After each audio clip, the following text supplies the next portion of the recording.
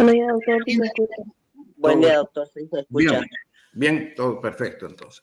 Hoy día vamos a hablar, jóvenes, el último tema que trata del trasplante renal.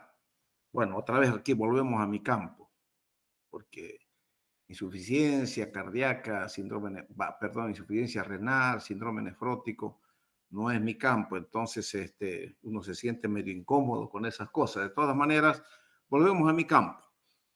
Y vamos a hablar de trasplante renal, y en esto sí soy conocedor de este tema porque durante 10 años y 8 meses hice trasplantes renales con un equipo del Hospital San Juan de Dios. Y ahora estoy nuevamente invitado a formar parte del equipo para volver a hacer trasplantes en nuestro hospital. Veremos qué ocurre. Yo lo veo un poquito negro el panorama por la situación económica que pasa el país, por lo costoso que significan los medicamentos y más aún mantener los medicamentos para que siga funcionando ese riñón. Imagínense, en esos años en que hacíamos trasplantes, se necesitaban $500 para mantener $500 mensuales para cada paciente trasplantado para tomar sus medicamentos y evitar de esa manera el rechazo del riñón. No piensen que es poner un riñón y se olvida uno de la vida, no es así. Se pone el riñón y el paciente tiene que tomar medicamentos mientras tenga ese riñón funcionando.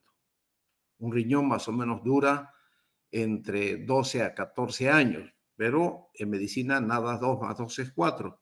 He visto riñones funcionar 18 años hasta 20 años en el papá de un compañero de curso mío. Entonces, eso puedo decirles. ¿Cómo comenzaron los trasplantes en Santa Cruz? Me refiero al Hospital San Juan de Dios, a la experiencia que yo tuve y cómo comenzamos a hacer. No hay nada mejor en la vida que tomar decisiones, saber qué es lo que uno va a hacer, planificar y ponerle empeño, jóvenes. Dedicarse, poner empeño, ponerle ganas y las cosas salen adelante. Les hablo yo desde el punto de vista urológico, cuando se propuso y se comenzó a organizar el equipo de trasplante. Entonces nosotros no teníamos experiencia. Yo en San Pablo había entrado alguna vez a mirar, ni siquiera ayudar, a mirar un trasplante renal y bueno, pero nunca había ni siquiera estado de ayudante cuando hacía la especialidad. Entonces acá, como tenemos que enfrentar toda esta situación con el otro colega urólogo, el doctor Edgar Gutiérrez, que era el jefe del servicio del equipo de trasplante, primeramente alguien propuso, y si hacemos en chanchos, nos ensayamos en chanchos, no, que vamos a estar ahí anestesiando un chancho, tendríamos que llevar al hospital animal, ir a la universidad, no, nada de chancho. Y teníamos un colega nuestro, el doctor Alcoba, que era médico forense, muy amigo del jefe del servicio de urología del doctor Gutiérrez. Era forense y bueno, se le dijo, oye, ¿y si nos ensayamos en cadáveres? Aquí en el Hospital San Juan de Dios, muerto que haya, bueno, muerto que nosotros le abrimos la barriga y nos ensayamos para sacar riñones y poner riñones. Y bueno, hablamos con el doctor Alcoba y cuando había algún muerto ahí en el hospital, nosotros preparábamos nuestro material, nos decía, hay un muerto. Iba a la morgue, entonces nosotros entrábamos como ayudantes del doctor Alcoba. ¿Ustedes quiénes son? Somos los ayudantes, vamos a preparar el cadáver que va a venir a hacer el examen del doctor Alcoba, que es el forense. Entonces entrábamos como ayudantes.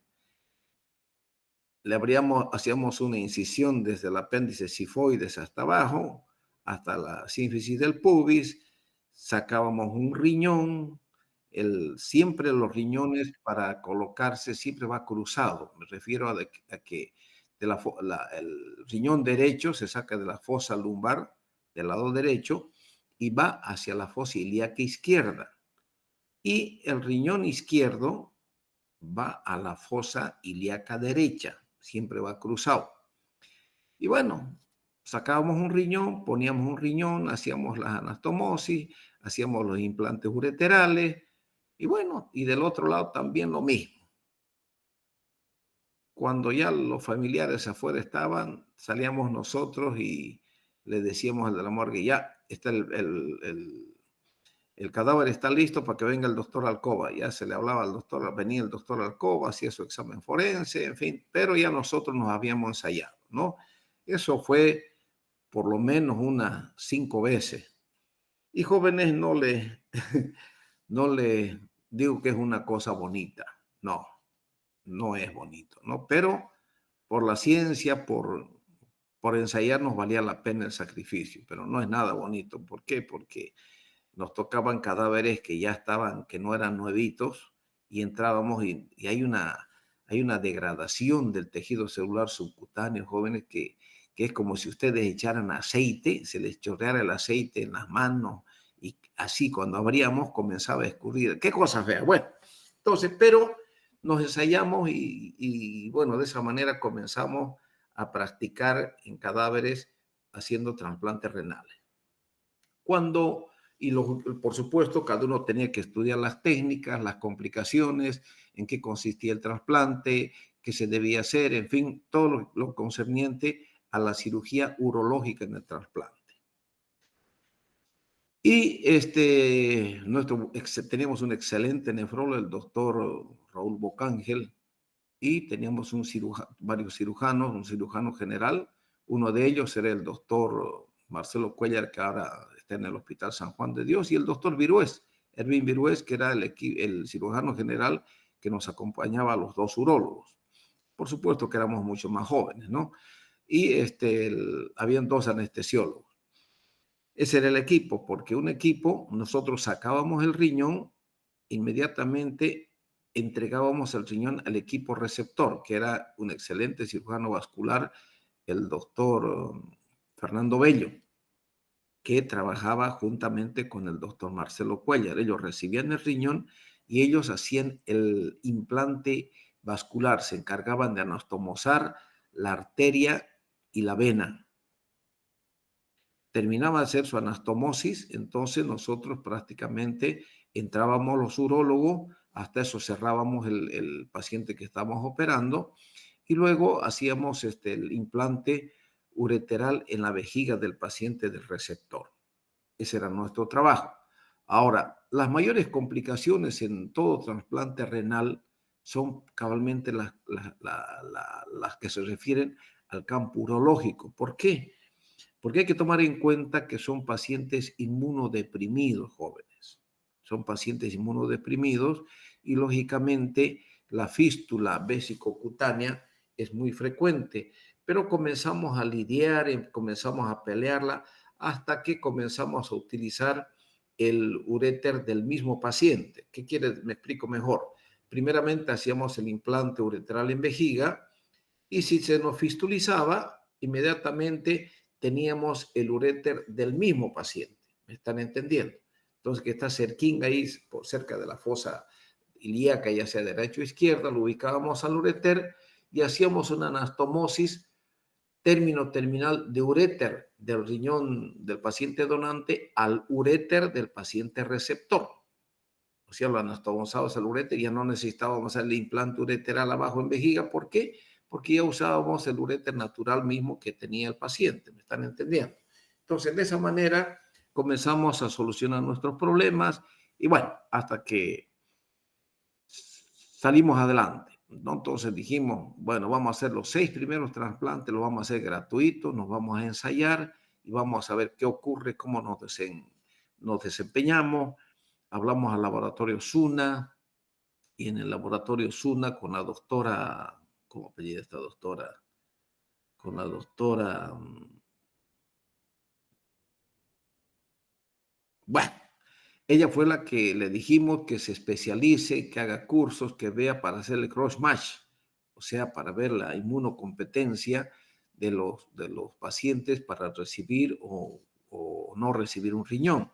Entonces ella era la doctora Sierra, creo que es Miriam Sierra, la doctora Sierra, excelente profesional y que ella era prácticamente la que nos hacía el cross-match. Entonces, formamos un buen equipo. Yo hice varios cursos ahí, no dejaba de ir a los congresos de nefrología para cuando se hablaba de trasplantes renales, me inscribía, porque tenía que buscar conocimiento para saber a lo que nos estábamos metiendo. Cuando hicimos los 6 primeros trasplantes, a Dios gracias, todo salió perfectamente bien. Fuimos adelante y de ahí ya comenzamos a cobrar y prácticamente nos fue muy bien al equipo. Económicamente, no lo puedo negar, nos fue muy bien y comenzamos a hacer los trasplantes para la Caja Petrolera y para la Caja Nacional, porque la Caja Petrolera, semejante Hospitalango, no tenía equipo de trasplante y la Caja Nacional, semejante institución, tampoco tenía equipo de trasplante. Entonces nos contrataban a nosotros para hacer los trasplantes tanto para la caja como para la Caja Petrolera. Los honorarios, por supuesto, eran muy, pero muy inferiores a los que cobrábamos a pacientes extranjeros, porque comenzaron a venir de la Argentina y de los países vecinos. ¿Por qué? Porque en los países vecinos se hace una lista y hay una lista de espera de pacientes para trasplantar riñones.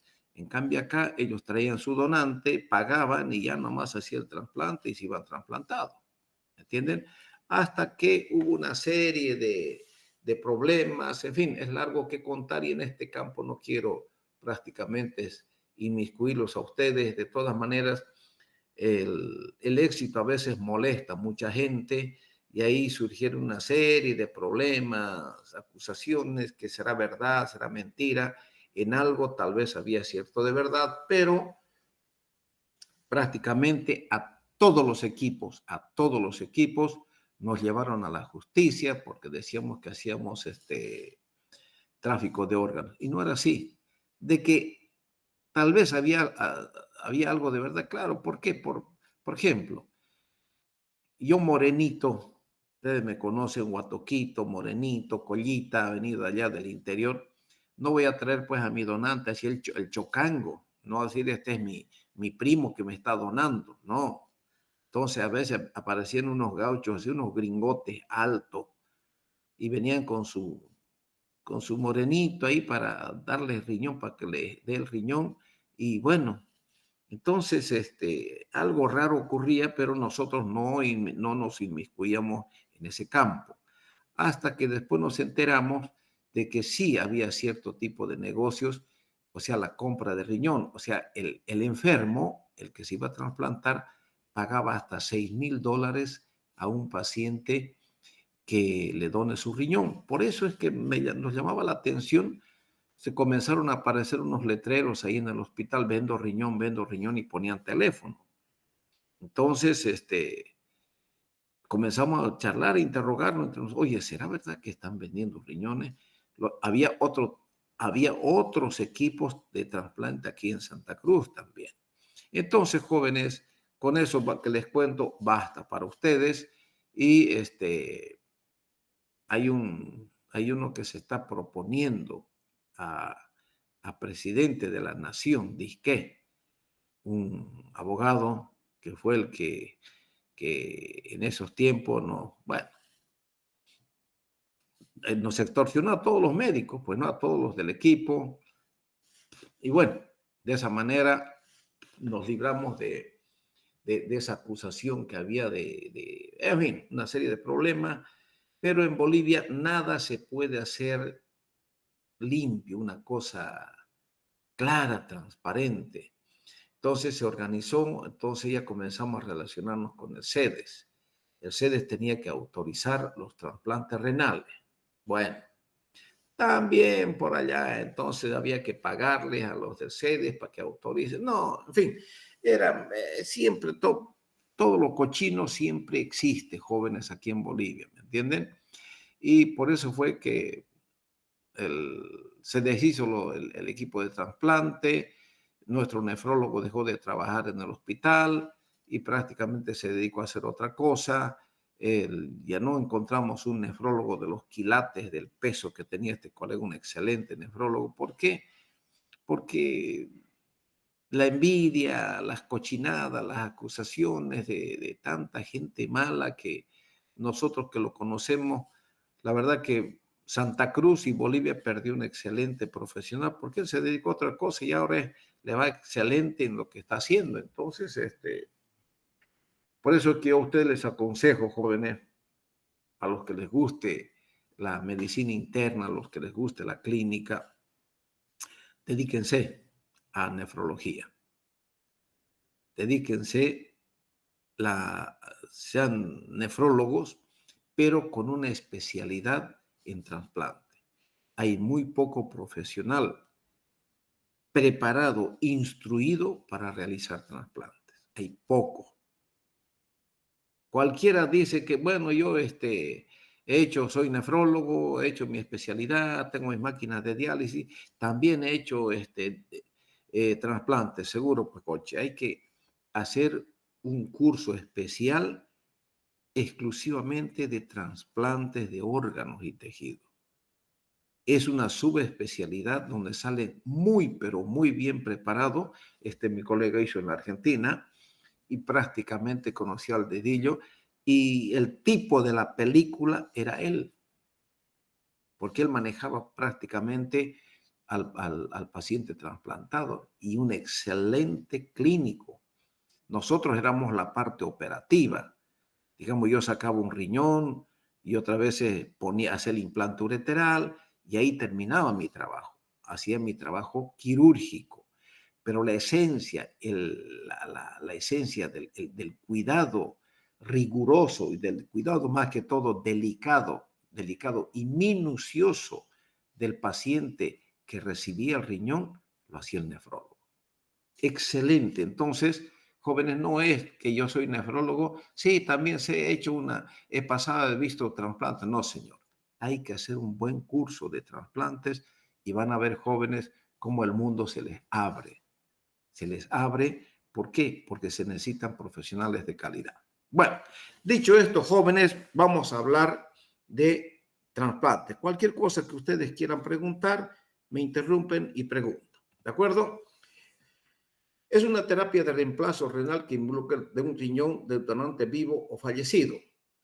Fallecido quiere decir que está descerebrado. Fallecido no quiere decir que anoche pillamos un cadáver en la calle y ese cadáver hay que sacarle los riñones para trasplante. No, no sirve.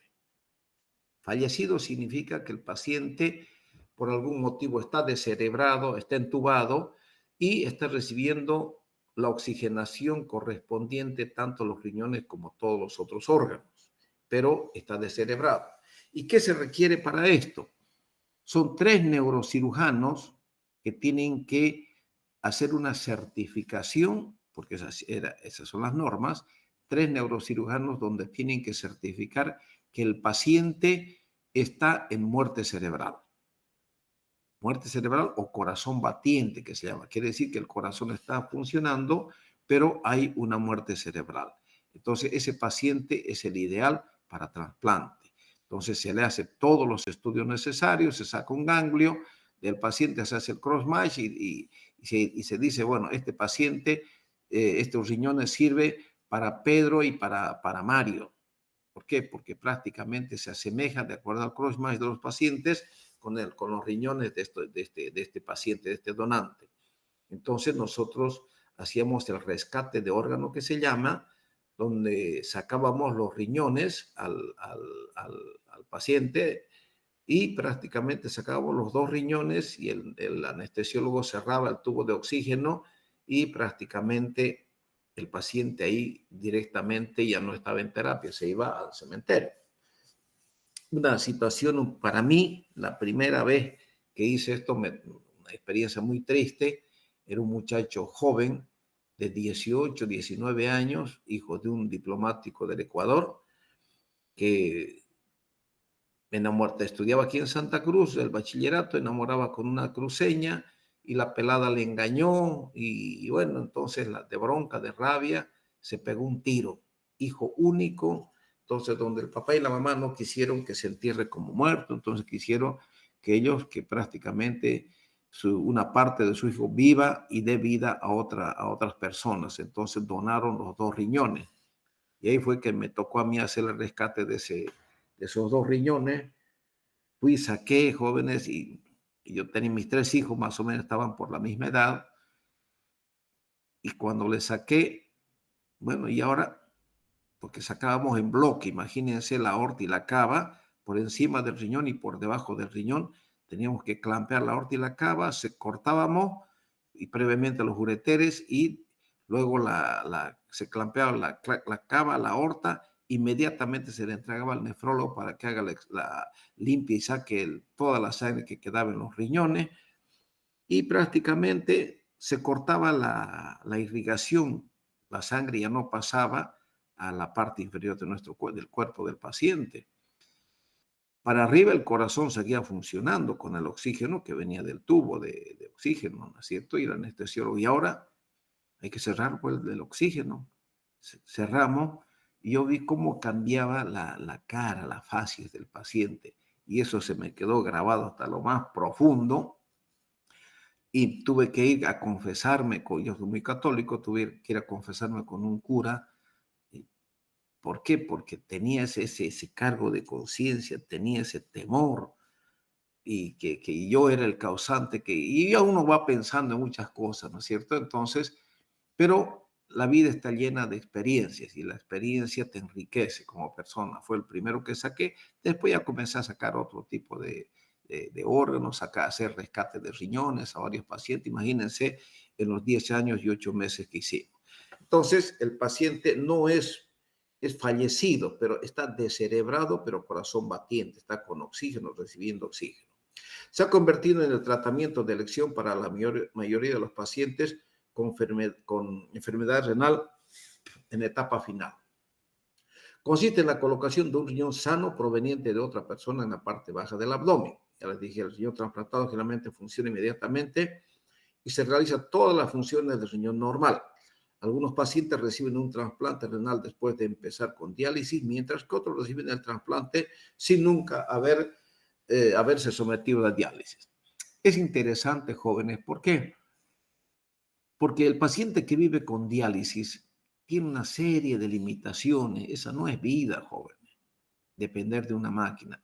En cambio, el trasplante renal prácticamente les devuelve a la vida normal, porque vuelven a tener relaciones sexuales, llevan una vida normal, pueden hacer deporte, prácticamente normalmente viven estos pacientes. El trasplante es un espectáculo para la vida de estos jóvenes o de estos pacientes jóvenes. ¿Me entienden? No hay como un trasplante. Bien hecho, prácticamente, como les dije, los pacientes vuelven a vivir. Pero la interrogante, pónganse en los zapatos de esos pacientes que reciben el órgano y ya van por 12 años o 13 años de funcionamiento renal. Ya se les va acercando el día en que ustedes tengan que volver a sacar ese riñón y poner otro riñón, que ya no es lo mismo, jóvenes, ¿me entienden? A ver, otro momento hablaremos de este acápite. De acuerdo a la historia, en 1906, en la escuela de Lyon, en Francia, se realizó el primer trasplante renal humano proveniente de un cerdo. 3 días después, el órgano fue removido con los vasos sanguíneos trombosados. Ustedes saben que el cerdo es el animal que más se asemeja al humano.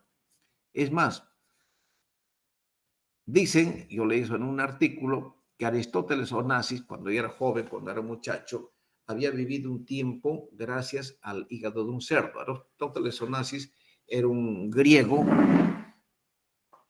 dueño de una naviera, o sea, tenía una flota de barcos, que se casó con la esposa de John Fitzgerald Kennedy, el presidente de los Estados Unidos, Jacqueline Kennedy, una mujer muy hermosa, y este era un viejo que no daba a nadie un centavo, pero dueño de toda la plata, pues millonario.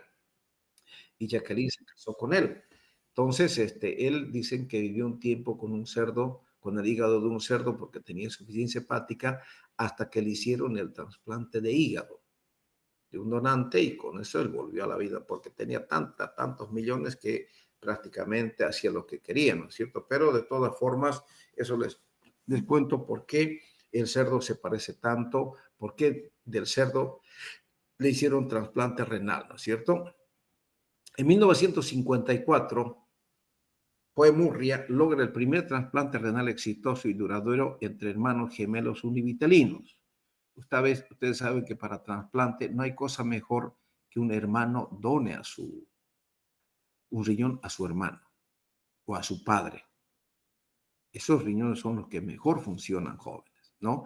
No es que uno de ustedes me va a dar su riñón a mí, no. Que me puede dar, sí, que podemos coincidir en algunos aspectos en cuanto al cross-match, correcto.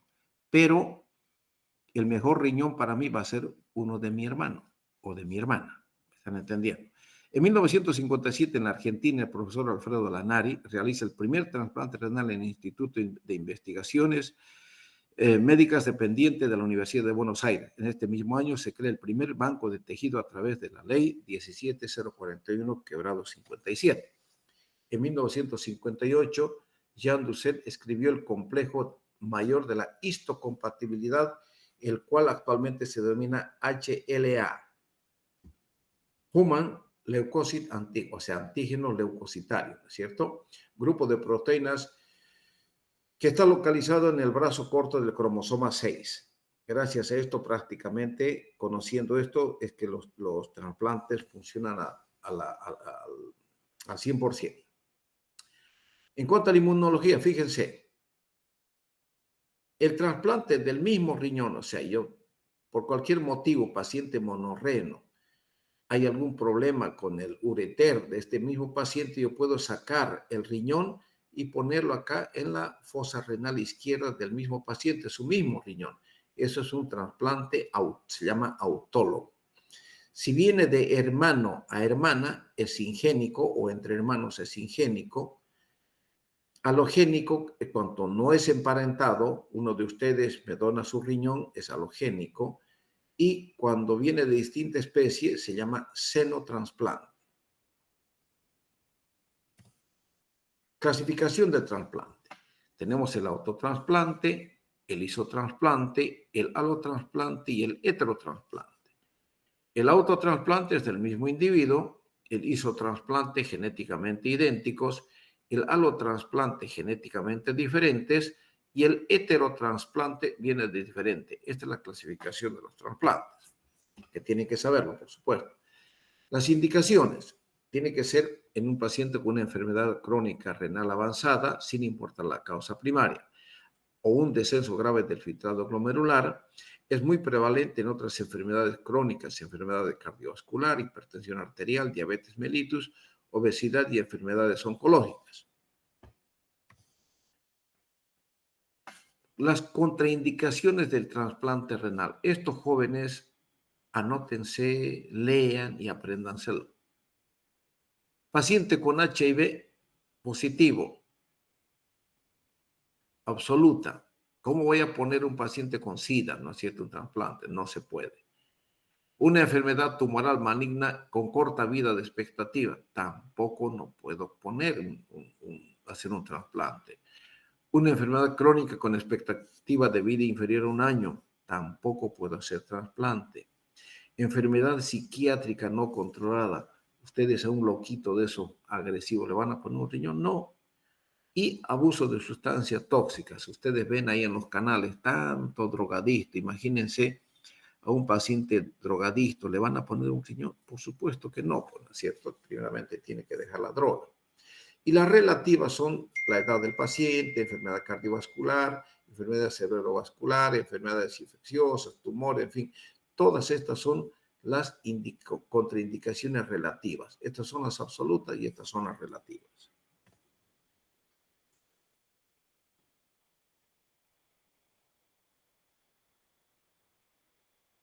Tipos de trasplante. Hay los que no generan rechazo y los que generan rechazo. Los que no generan rechazo, el autogénico y el isogénico. Y los que generan rechazo son el halogénico y el xenogénico, o sea, los que vienen de otra persona que no está relacionada y de otro animal, de otra especie, ¿no es cierto? Aquí, los que no generan rechazo, sin relación, puede haber que no hay una relación consanguínea y aquí correlación consanguínea. Tipos de rechazo. Tenemos rechazo hiperagudo, agudo y crónico. ¿Cuándo se llama? ¿Qué pasa con el rechazo hiperagudo? Inmunológicamente, la inmunoglobulina G es específica, preexistente y existe una activación del complemento. ¿Qué pasa con el riñón? Hay una oclusión trombótica de los vasos del injerto minutos u horas después del trasplante. Ustedes colocan el riñón y de pronto se trombosan prácticamente todos los vasos. Es un rechazo hiperagudo. El agudo, la inmunoglobulina G generados posteriormente al trasplante después de varias semanas. Existe una infiltración de células T, D8 y macrófagos. ¿Qué pasa con el riñón? Existe una vasculitis y necrosis y hay una necrosis de células parenquimatosas. Y el rechazo crónico, existe un infiltrado celular de linfocitos y macrófagos con secreción de factores de crecimiento. Esto es en el campo inmunológico. ¿Qué pasa con el riñón? Existe una fibrosis del injerto, o sea, del riñón. Tipos de rechazo, cómo se previene y cómo se trata. En el rechazo hiperagudo, no realizando trasplantes entre individuos de distinta especie o grupo sanguíneo. Por eso es que el cross-match es un estudio muy importante y debe ser hecho por un profesional competente que sepa su trabajo. Porque si se equivoca en el cross-match, imagínense que ocurre esto, que pongamos un riñón de pacientes, de órganos de pacientes con diferentes grupos sanguíneos. Se va a producir un rechazo hiperagudo, que puede haber inmunizado previamente embarazos o transfusiones sanguíneas. Es un detalle. Ustedes saben que la sangre es un órgano, ¿no es cierto? Es un tejido.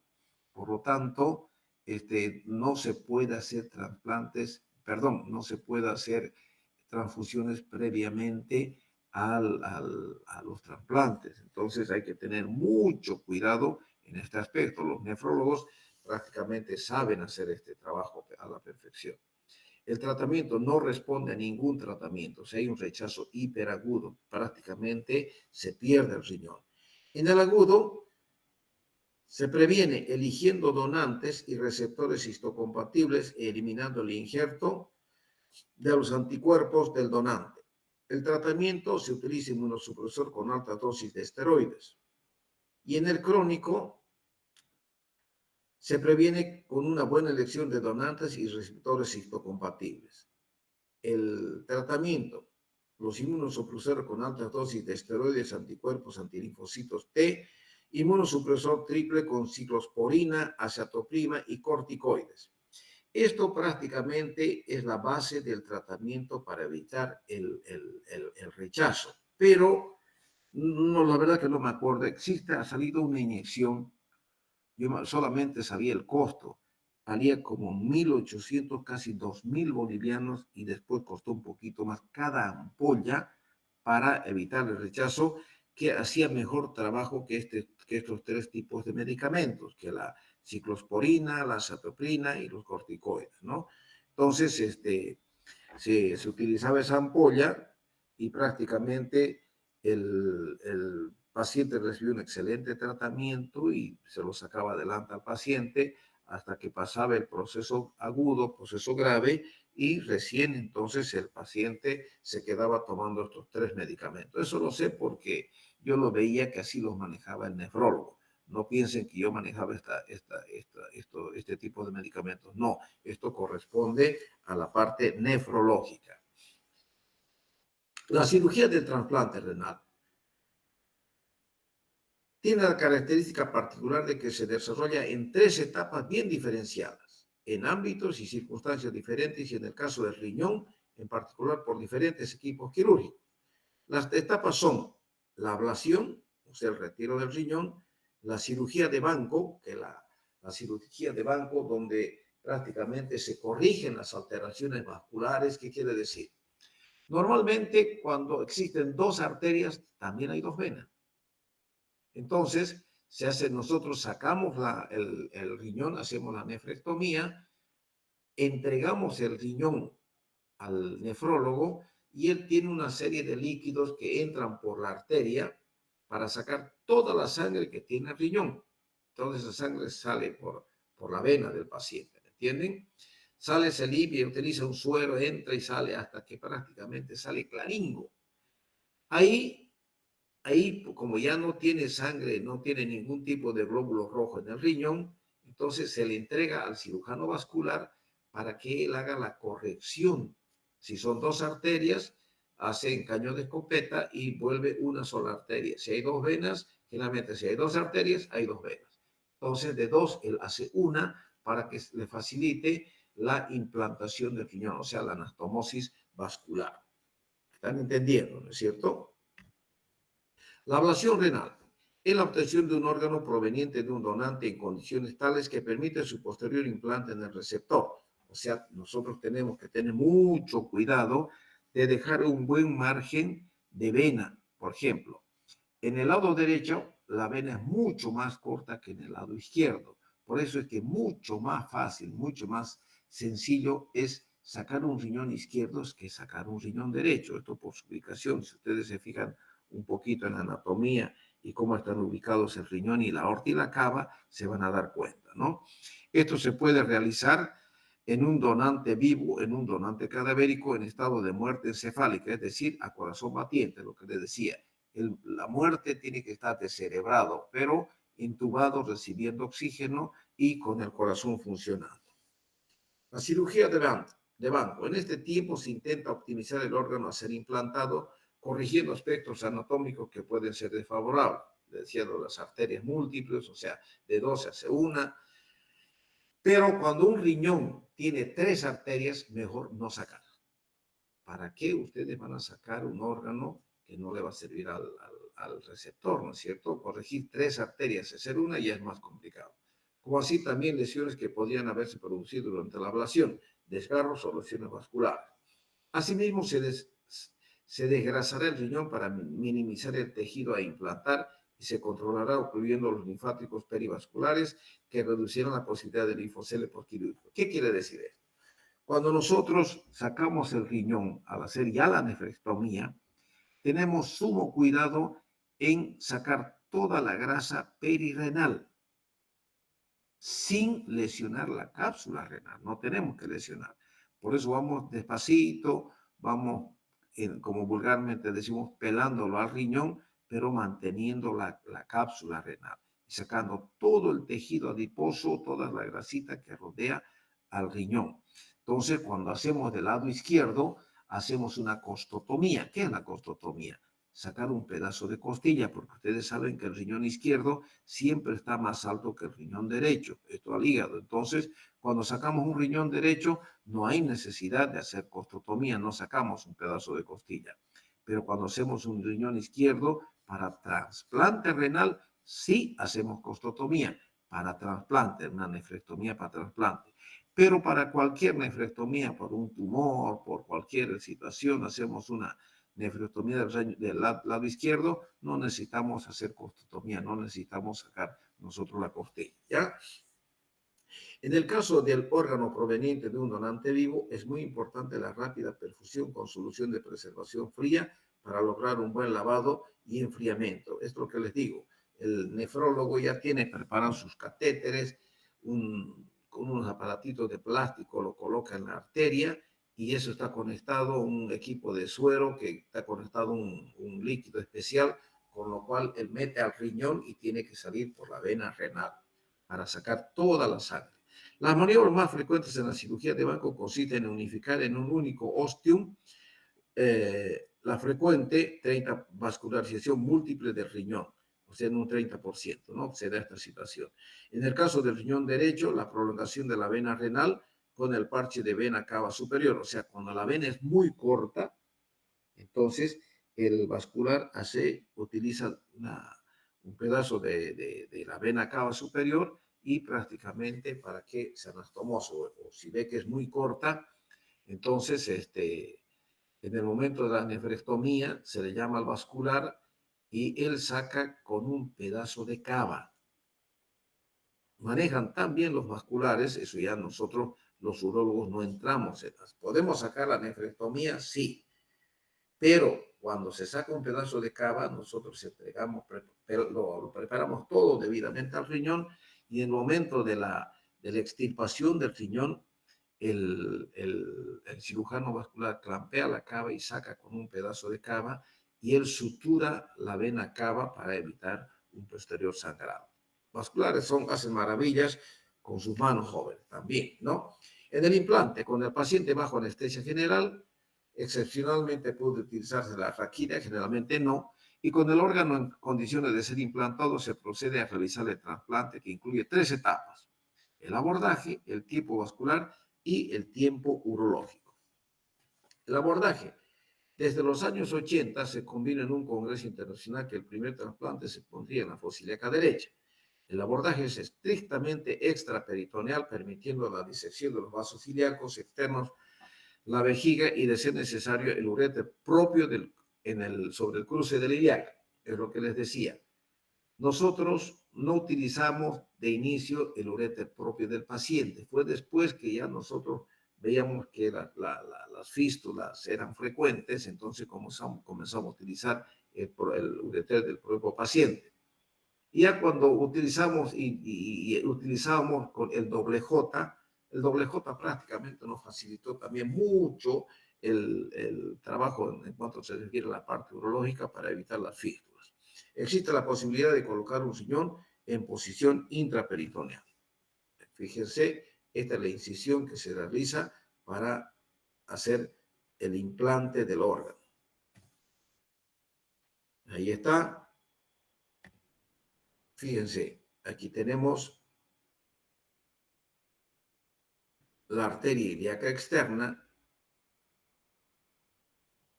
esta es la ilíaca interna, que está preparada, y esta es la vena ilíaca.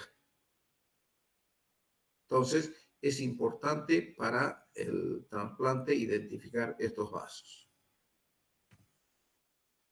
Vean acá, este es el riñón, esta es la vena, está con una cinta hilera, esta es la vena y esta es la arteria.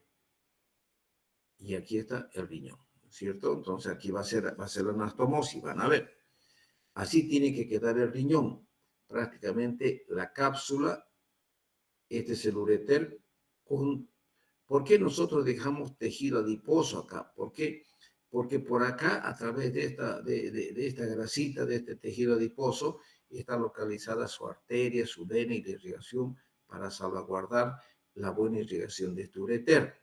Pero fíjese, este riñón desde acá prácticamente no tiene un pedacito de tejido adiposo. Vean acá.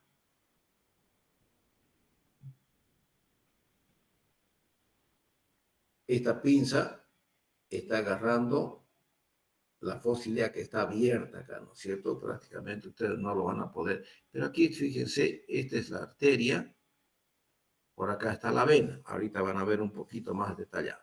El tiempo vascular. Con el riñón en posición se procede a la anastomosis vascular. Lo más frecuente es realizarlas en forma terminolateral a los vasos ilíacos externos con sutura vascular continua de polipropileno. Aquí está, fíjense, esta es la arteria término lateral, este es el ilíaca, ¿no es cierto?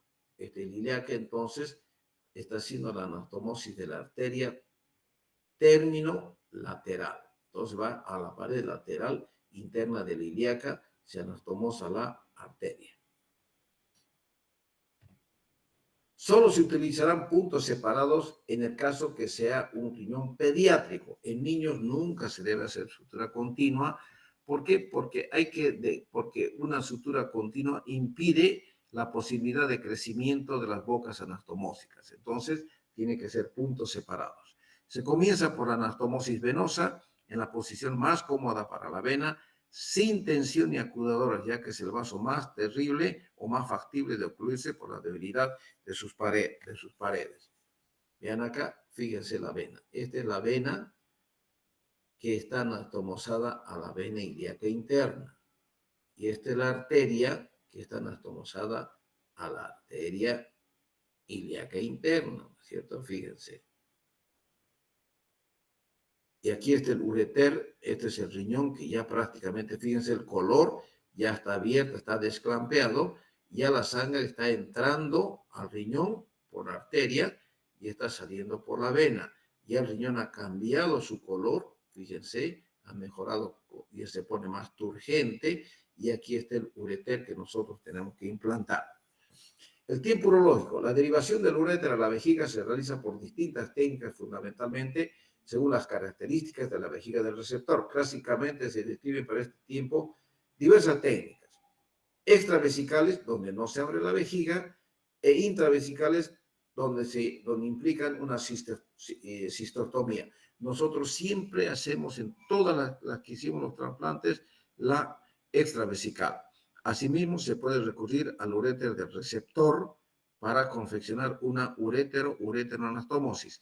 Esto es, les decía que nosotros hacíamos esto cuando fracasaba nuestro implante por alguna fístula, por las condiciones inmunológicas que tenía el paciente, por esa inmunosupresión, y no favorecía una buena cicatrización en el paciente, ¿no? Entonces, utilizábamos el uréter del mismo paciente. Fíjense, aquí está el riñón, la anastomosis, y aquí está el uréter, ¿no es cierto? Aquí está la vena, esta es la arteria, queda así de anastomosado. La ureteroneocistostomía, el implante. Fíjense, nosotros, aquí está la serosa y esta es la muscular y toda esta es la serosa. Y esta es la mucosa, toda esta es la mucosa. Entonces, ¿qué hacemos? Hacemos una incisión en la serosa y muscular y si ustedes abren sin comprometer la mucosa, entonces la mucosa brota, se abre, brota, sale como una hernia donde la vejiga está llena de suero fisiológico. Entonces nos favorece, fíjense, hacemos una incisión oblicua hacia la serosa y el detrusor y la mucosa aquí está indemne. Entonces, aquí está el cuello, este es el ángulo inferior. Nosotros al ureter le damos un punto y este punto, fíjense, va a agarrar toda la pared de la vejiga, porque nosotros le vamos a hacer un corte aquí a la mucosa. Inmediatamente al hacer un corte a la mucosa, brota todo ese líquido, sale suero fisiológico y se abre un huequito en la vejiga. Entonces, el punto total que damos del ureter, este inferior, tiene que ser completamente total. Agarra la mucosa, la muscular y la serosa, punto total. Y este otro punto que está en este ángulo, agarra solamente a la mucosa. La boca está por abajo, ¿no? Está la boca del ureter. Y se hace una sutura y cuando está implantado, ya está suturado el ureter a esta mucosa, para evitar el reflujo, este ángulo inferior está anclado acá. Prácticamente este borde inferior del ureter está fijo porque está amarrado, está anudado aquí al ángulo inferior, donde está fijo a la mucosa, a la muscular y a la serosa. Y este otro está agarrando solamente mucosa. Entonces, ¿qué pasa? Como esto se le abre hay un espacio acá, un camino, entonces, y esta punta está acá fija. Entonces, para evitar el reflujo, ¿se acuerdan el tema número 4? Existe un ureter intravesical, un ureter intramural y un ureter extravesical. Entonces, fíjense, este ureter está anclado acá y esto está fijo a la mucosa. Entonces, se cierra toda la boca unida solamente a la mucosa sin tocar la muscular y como está fijo, yo voy poniendo un punto acá, un punto por encima del ureter. Y fíjense, esta punta de acá está aquí. Y se le abre un camino, un túnel por debajo. Esta prácticamente estaría las veces de uréter intramural. para evitar, esta es la técnica de Gregoire, o sea, la técnica antirreflujo, jóvenes. Con esto, al hacer esto, este túnel me evita el reflujo vésico-ureteral en el paciente. Es la técnica antirreflujo que nosotros hacemos, ¿no? Fíjense, aquí está el ureter, y el ureter vamos a tomosar nosotros hacia la vejiga. Y nosotros utilizamos el doble J, dejamos un doble J entre el riñón y la vejiga para facilitar y evitar las fístulas vesicocutáneas. Aquí estamos colocando, fíjense, el doble J. Hemos suturado ya una parte de una cara del ureter y falta la otra cara. Entonces metemos el doble J, dejamos en vejiga y prácticamente cerramos nosotros el ureter. Aquí ya está cerrado el ureter y ese camino que se labró comenzamos nosotros a cerrar encima del ureter para realizar la técnica antirreflujo. Aquí tenemos ya el riñón trasplantado. Este es el riñón, aquí está la arteria, aquí está la vena y aquí está el ureter implantado en vejiga con la técnica antirreflujo, con ese túnel que se hace, es un túnelcito que existe y el ureter que está, la boca del ureter está aquí y este túnel como es un músculo, a medida que se va llenando, el músculo se comprime al ureter para evitar la técnica, para evitar el reflujo en el momento de la micción, en el momento que aumente la presión intravesical, ¿cierto? Fíjense, esta es la cicatriz de la incisión, del trasplante. ¿Qué hace? ¿Cómo es la terapia inmunosupresora? Después del trasplante se pueden actuar en la prevención del rechazo con la utilización de agentes inmunosupresores. Hecho el trasplante, se utilizan medicamentos inmunosupresores y activan el sistema inmune en el paciente. Es necesario tomar en cuenta que los pacientes inmunosuprimidos presentan problemas de disminución de defensas frente a todo tipo de organismos patógenos y de desarrollo de determinados tipos de tumores. O sea, este paciente inmunosuprimido cuesta que cicatrice la anastomosis ureteral, por eso es que las fístulas son frecuentes. No es que uno no sepa hacer, sino es el tejido del paciente que no cicatriza bien. Por eso es que son las mayores complicaciones del paciente trasplantado son las urológicas, jóvenes. ¿Ya? ¿Qué inmunosupresores se utilizan en el trasplante renal? Tenemos los inhibidores de la calcineurina, que es la ciclosporina y el tacrolimus. Los antimetabolitos o inhibidores mTOR, tenemos la acetoprina y el sirolimus. Los esteroides que hacen el mantenimiento a dosis bajas y tienen una escasa retirada. La inducción con anticuerpos, antígeno G o el T3, que es el Basilimab y el Daxilumab, esta creo que es la ampolla carísima, la que utilizaba el doctor Bocángel. Estos medicamentos nosotros los urólogos no lo manejamos, esto es manejo exclusivo del nefrólogo, ¿ya? Pero con esta ampolla era la que era carísima, la que les digo que utilizaba el doctor Bocángel, que costaba como 1.500, ahora no sé cuánto costará, yo ya prácticamente hemos dejado tantos años de hacer trasplantes que disque posiblemente volvamos a hacer en el Hospital San Juan de Dios, ya se preparó el equipo, yo formo parte del equipo, pero no hemos realizado ningún trasplante todavía. Bueno, jóvenes, con eso se acaba este tema. Yo voy a preparar hoy día el detalle de lo que va a ser la exposición. Tenemos toda esta semana para que ustedes se preparen, estudien.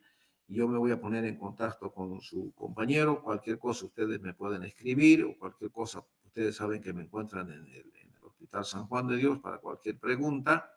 Pero yo hasta el martes prometo prácticamente hacerles llegar lo que va a ser la exposición del tema de vejiga neurogénica. ¿Alguna pregunta?